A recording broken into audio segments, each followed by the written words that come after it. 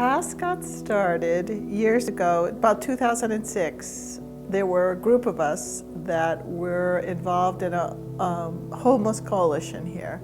And we all had the same stories. Every time a woman called and was in crisis and was homeless and sleeping in her car with her children, there was no place for them to go.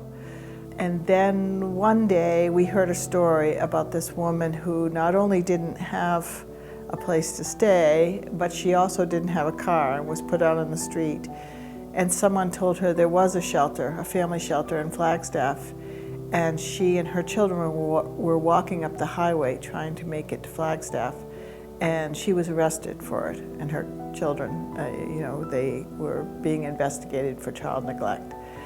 But at that point, there was nothing for her. She was doing the only thing she knew she could do.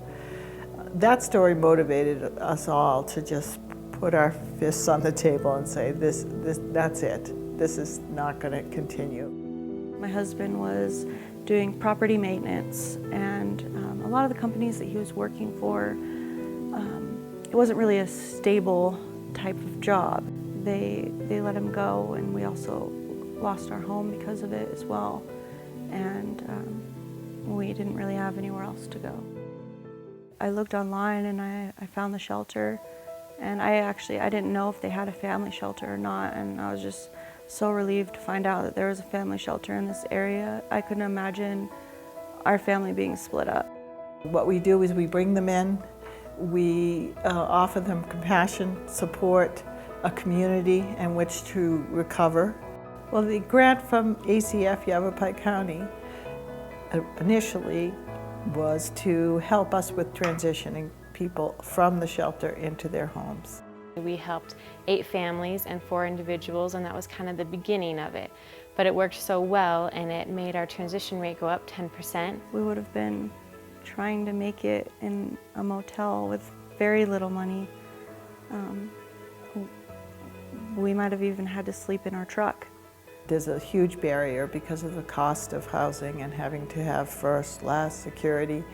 There's not too many of us that could come up with that amount of money overnight, and expecting these people to, within a time frame which was reasonable, with people on a waiting list trying to come in here that are homeless.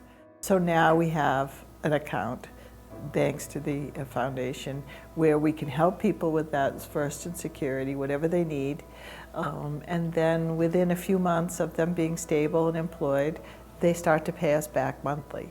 So that account is revolving. We hope to stay forever and be a permanent thing in the community for everyone, and that was a huge step for us.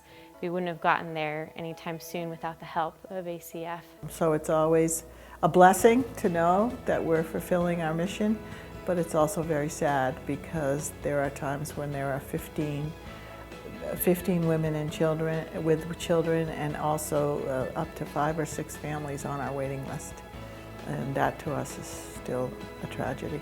Well, I guess if the shelter wasn't so helpful and open, I don't know what we would have done.